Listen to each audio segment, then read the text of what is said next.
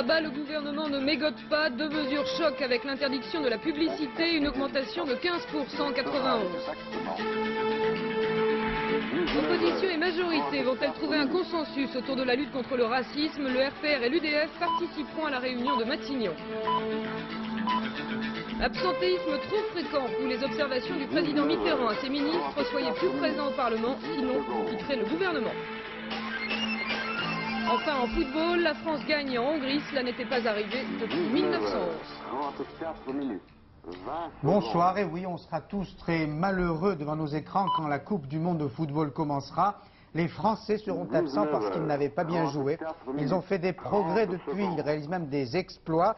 Ils ont ainsi battu tout à l'heure les Hongrois chez eux par 3-1. C'est, nous dit-on, historique, mais c'était amical, malheureusement. Alain Dorgance.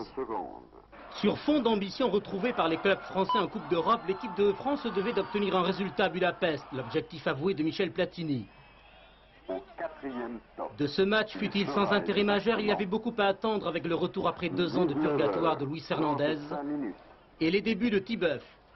Lequel Tibeuf allait se créer la première occasion de but sur service de Pardo. Sa pichonnette s'écrase sur la barre transversale. Première alerte française à laquelle s'ensuit la première réalisation, avec pour origine un centre d'Amoros mal renvoyé et à la conclusion Cantona en embuscade qui résiste à la charge du gardien hongrois. Un but qui justifie la domination française. Les Hongrois réagissent sporadiquement et c'est contre le cours du jeu qu'ils égaliseront. Kalman Kovac déstabilisé dans les 16 mètres à la sanction suprême convertie par Pinter. Un partout à la pause. Après le 11 de France va asseoir sa suprématie, 2 essais, celui de Cantona et celui de Christian Pérez, préluderont au 2e but français, inscrit de la tête par Cantona sur centre de Pérez.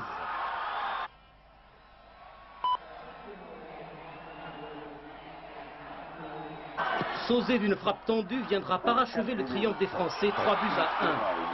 Victoire rassurante de l'équipe de France qui boucle sa saison sans défaite. Alors, la France championne du monde des matchs amicaux? Certes, mais la suite viendra. Ne faisons pas la fine bouche, en ces temps où en coulisses, le football français navigue à nos troubles. Dorgance, enthousiaste toujours. Le débat sur l'immigration perturbe sérieusement le monde politique et provoque des divergences ou des convergences inattendues. Divergences par exemple au sein du Parti communiste. Ce soir, la direction du Parti communiste proteste contre les déclarations de l'un des siens, André Deschamps, qui a traité, je cite, les nègres et les arabes de hyènes lâchées dans les escaliers de la cité. Résultat, ce candidat communiste, élu dimanche dernier maire de Clichy-sous-Bois, ne sera pas soutenu par son parti. Il perd donc son siège. Reportage sur place, Jean-Jacques Bazier et Christian Fianga. Après 30 ans à la tête de Clichy-sous-Bois et la victoire de sa liste dimanche dernier, André Deschamps ne sera certainement pas élu maire samedi lors de la première réunion du conseil municipal. Ses propos sur les immigrés qu'il a comparés à des hyènes ont profondément choqué le bureau politique du Parti communiste. Notre candidat ne sera pas André Deschamps. Et nous ne pouvons pas supporter l'amalgame qui est en train de se faire entre les propos d'André Deschamps et le Parti communiste lui-même. Nous n'avons rien à voir avec de telles attitudes. Depuis hier, André Deschamps réunit régulièrement ses supporters. Des comités de soutien se forment et le personnel de la mairie est aujourd'hui en grève. Des pétitions circulent pour que le verdict du suffrage de dimanche soit respecté et que la tête de liste André Deschamps soit élu maire. Je serai donc candidat parce que je ne peux pas me payer le luxe ni faire injure aux plus de 2100 et quelques électeurs et électrices lichois qui m'ont fait une 5e fois confiance au cours de mes 30 années de service. André Deschamps continue d'affirmer que ses propos sur l'immigration ont été déformés et qu'on lui fait payer sa stratégie politique de la dernière campagne. Il avait refusé l'union avec les socialistes au premier tour. Ces mêmes socialistes ont déclaré ce soir qu'ils ne voteraient pas pour lui, mais pour l'autre candidat communiste. Celui-ci devrait s'appeler Christian Chapuis et devenir samedi le nouveau maire de Clichy-sous-Bois. Allons à l'autre bout de l'échiquier et écoutons Jean-Marie Le Pen qui se distingue évidemment de tous les autres partis politiques. qui, à la limite, s'il existe, est une conséquence de la politique d'immigration. C'est contre la politique d'immigration elle-même. Il n'y avait pas de racisme en France. La France n'est pas un pays raciste. Si aujourd'hui on voit apparaître des formes de racisme, c'est à cause de l'excès du nombre des immigrés et des immigrés clandestins. Et ça, c'est la responsabilité de M. Rocard, de M. Mitterrand, de M. Chirac, de M. Giscard d'Estaing et de tous les gens qui ont dirigé le pays depuis 20 ans.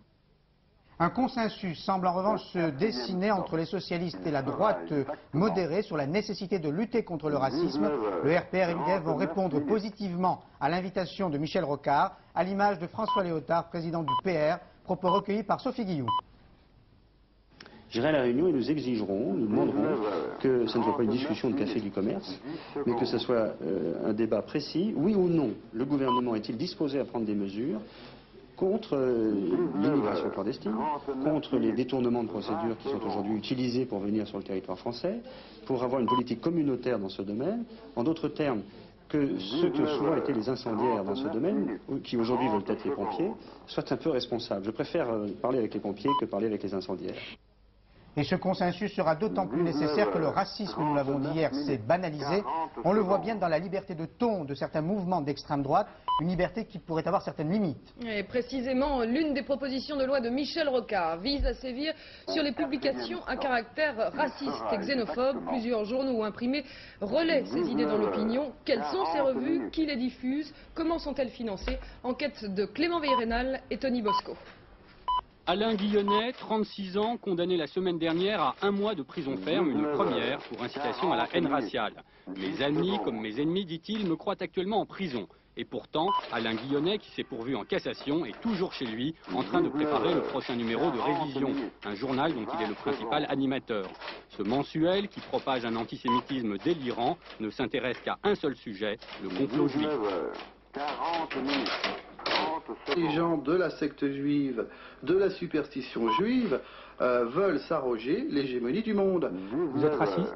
40 minutes. Non, mais ça n'empêche que les races existent bel et bien. De la même façon que on peut étudier les lois relatives à l'élevage animal, de la même façon on devrait pouvoir parler des races d'hommes. Alain Guillonnet a été de nombreuses fois condamné, mais le journal continue de paraître. Diffusé par les NMPP, 3000 exemplaires sont vendus chaque mois. Alain Guillonnet n'hésite pas à nous montrer les bulletins d'abonnement ainsi que le courrier qu'il reçoit. Essentiellement des lettres d'encouragement, certaines que nous avons vues émanent de professeurs d'université.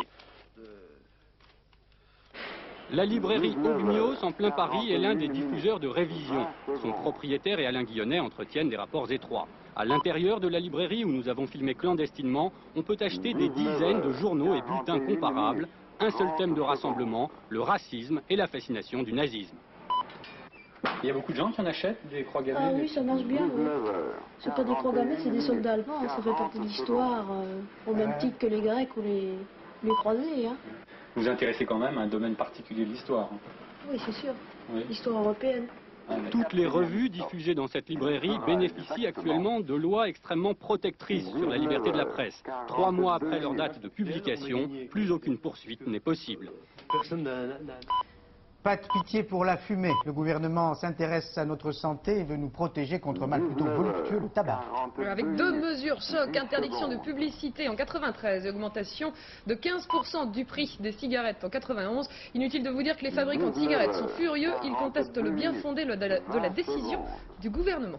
Ces mesures ont-elles un effet dissuasif auprès des jeunes? Nous avons tenté de le savoir avec une enquête d'Éric Thibault et d'Alain Thomas.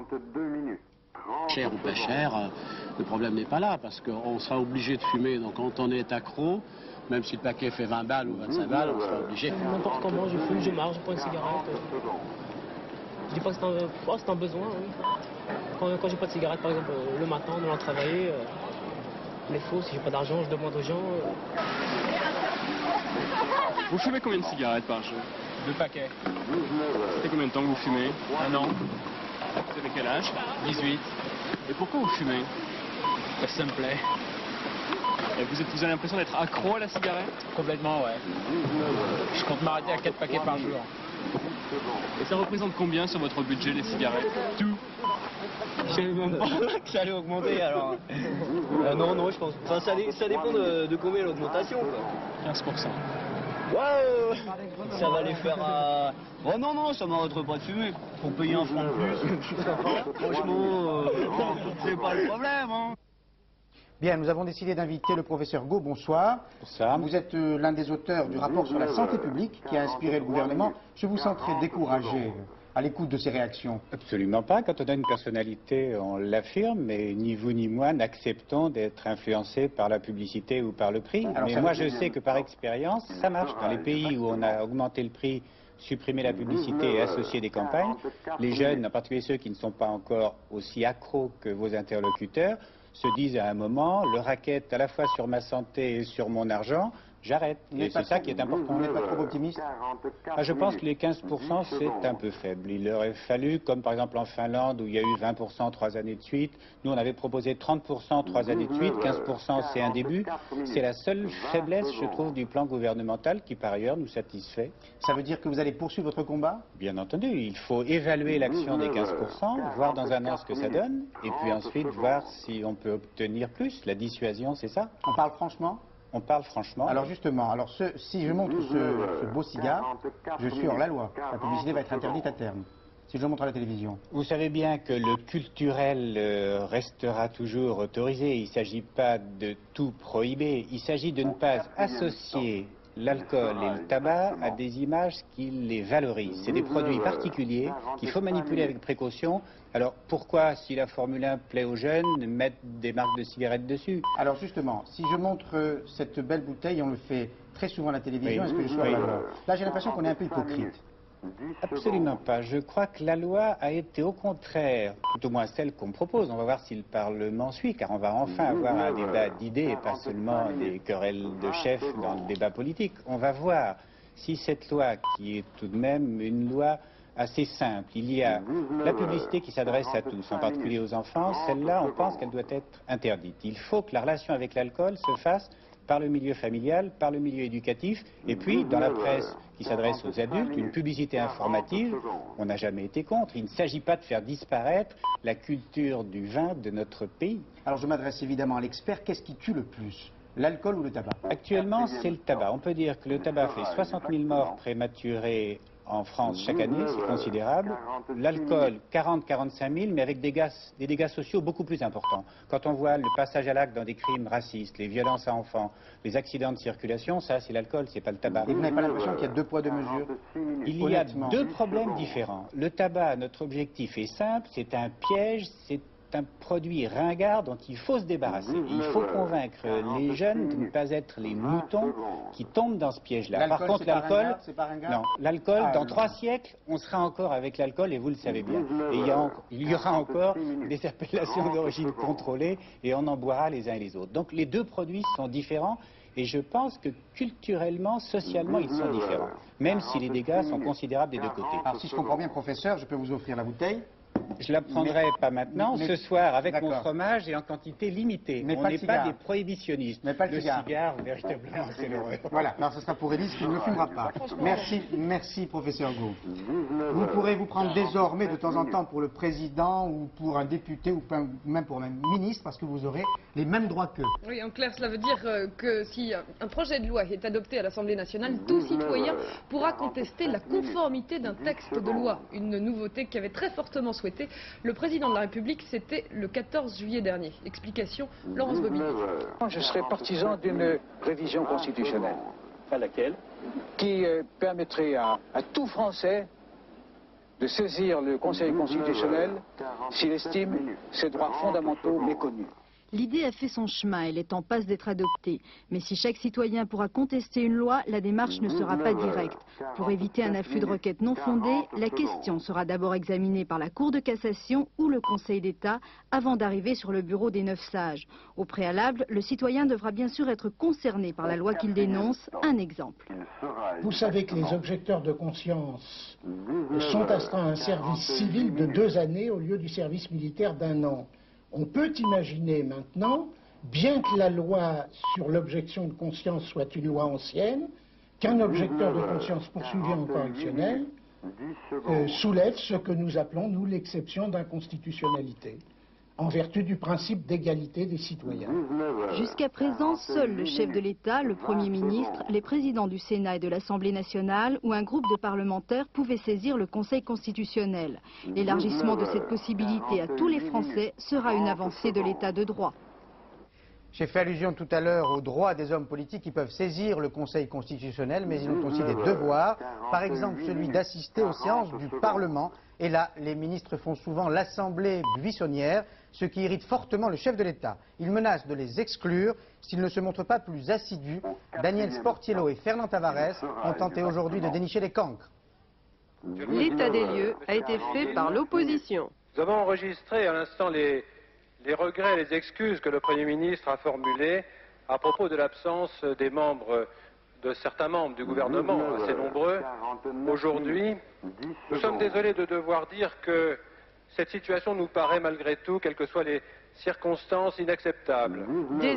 Désert, le banc des ministres, certains jours à l'Assemblée nationale. Il n'y a pas besoin de lunettes pour le voir.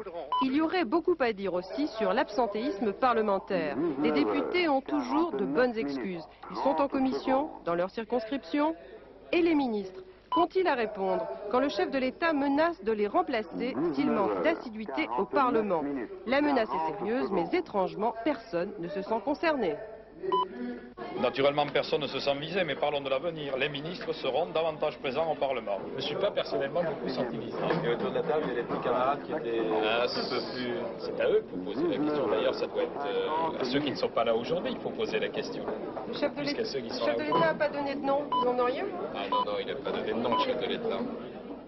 Il est sévère, il dit que les ministres qui ne sont pas assidus peuvent être exclus du gouvernement. Oui, mais c'est bien. C'est le chef. Il a fait ça gentiment, allons. Personne ne l'a vécu comme étant un drame. Simplement, il nous a rappelé nos obligations gouvernementales. Moi, je ne vais pas relever les absents des présents. Mais au fait, devant Dieu, comment ont réagi les ministres? Mais tout le monde a levé les yeux au ciel. Au chapitre étranger, une belle initiative de jeunes Français qui ont pris le train de la démocratie, parti il y a tout juste 2 jours de Paris pour un périple dans les pays de l'Est. Première étape, l'Allemagne de l'Est et la ville de Leipzig. Les jeunes Allemands ont l'air inquiets au lendemain des élections. Le train de la démocratie irait-il trop vite? Reportage et carnet de route, Marie-Odile Pagnès, Christophe Hérault et Alexis Toutain. 19h51.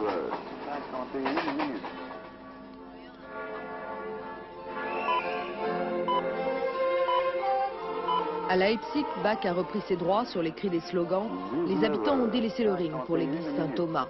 Depuis une semaine, les manifestations ont cessé. Inutile désormais, leur but est atteint. Pour la première fois depuis 1932, les Allemands de l'Est ont voté librement. Pourtant, ici, les étudiants semblent en plein désarroi. Dans la victoire de la CDU, ils ne reconnaissent plus les valeurs de leur révolution. Je pense bien qu'il veut créer une forte Allemagne, très forte en économique, qui va être dangereuse pour, qui peut très bien être dangereuse pour toute l'Europe et pour tout le monde. Une inquiétude qu'ils font partager aux jeunes Européens de l'Ouest venus les rencontrer.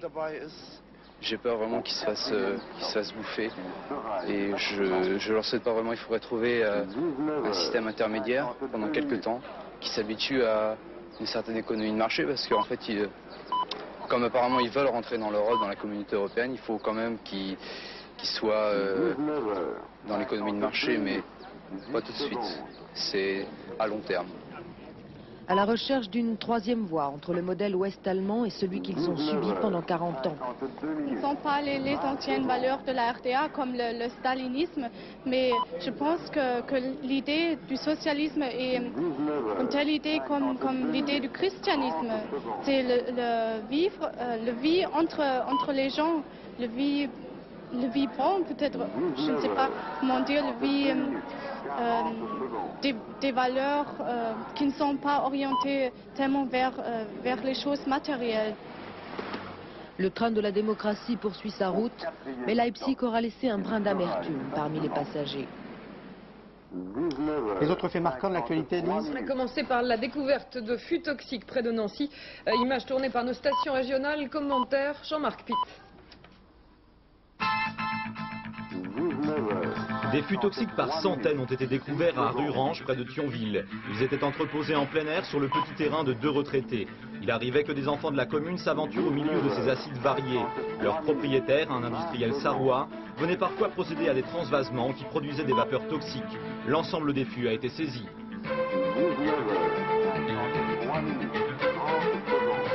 L'annonce d'une réduction de la production de charbon pousse les mineurs des houillères de la Mure à broyer du noir. Depuis hier, 400 d'entre eux séquestrent leur directeur dans son bureau. En riposte, Étienne Decour a entamé une grève de la faim. Les grévistes réclament une table ronde sur la poursuite de l'exploitation. De l'aigreur dans le beurre breton. Les agriculteurs du Morbihan ont manifesté une fois encore leur colère cette nuit devant la préfecture de Vannes. Ils jugent les quotas européens sur les matières grasses trop importants. Des dizaines de kilos de beurre ont été jetés sur la préfecture et des éléments plus violents ont également détruit bouches à incendie et cabines téléphoniques. L'Union laitière normande se restructure et pour son personnel, le plan annoncé aujourd'hui signifiera concrètement la perte nette de 595 emplois sur 4 ans. L'ULN, qui fabrique notamment la gamme des desserts Maminova, lancera parallèlement un plan de développement. Mais la CFDT, majoritaire, craint que l'entreprise concentre ses activités sur la Bretagne. Souffrir d'aimer, ce pourrait être le titre d'un film. C'est en tout cas l'histoire vraie, celle de Philippe et de Marie qui ont dû se séparer parce qu'ils n'avaient pas le droit de dire « je t'aime ». Dieu n'aurait pas apprécié. Non, dans Philippe Aubin, père abbé, et la mère supérieure Sainte-Marie-Éphrem se sont rencontrés à l'abbaye du Bec-et-Loing. Seulement voilà, l'amour ne doit pas franchir les murs d'un monastère ou d'un couvent. Résultat, les 2 religieux ont démissionné et ils sont partis séparément. Jérôme Catala et Joseph Tual. Les murs de l'abbaye du Bec-et-Loing en vacillent encore. Bien sûr, la rumeur courait depuis plusieurs mois, mais tout de même, cette double démission a surpris. Explication officielle, dont Aubin entretenait une liaison avec mère Sainte-Marie-Éphrem, la supérieure du couvent de Sainte-Françoise Romaine, qui elle aussi a décidé de partir. Je ne sais pas, il aura estimé bon qu'elle avait aussi à le faire. Là aussi, c'est un problème personnel, ça n'en a pas dit davantage. Troublé, le père Philibert ne sait visiblement plus à quel sens se vouer. Il ne parvient pas à comprendre. Mais l'abbaye des moines et le couvent des Moniales ne sont distantes que de 2 kilomètres. Et surtout, le dimanche, les offices sont communs. C'est sans doute bien au cours de ces prières que Don Aubin et mère Sainte-Marie-Éphrem ont appris à se connaître. Je n'ai jamais vu ça dans ma vie. C'est pour ça que je suis très surpris. Et je crois que ce sont des raisons sentimentales, affectives, où l'amour humain a été le plus fort. L'amour humain a repris ses droits. Unique effectivement cette histoire d'amour dans les annales de l'abbaye du Bec-et-Loing, créée pourtant en 1034. En tout cas, si les 2 religions ont démissionné, c'est pour prendre séparément le chemin d'autres monastères. Qu'il se console en écoutant ce soir la 3, l'hymne à l'amour par exemple, que chantera Edith Piaf, à qui la 3 rendra hommage à 20h35 après la classe. L'info, 22h15, soir 3, présenté par Marc Ottemont. Tout de suite, la météo de Michel Touré. Puis n'oubliez pas, demain, 12h45, Anne de Coudeneuve pour l'info sur la 3. Bonsoir, à demain 19h. Bonsoir.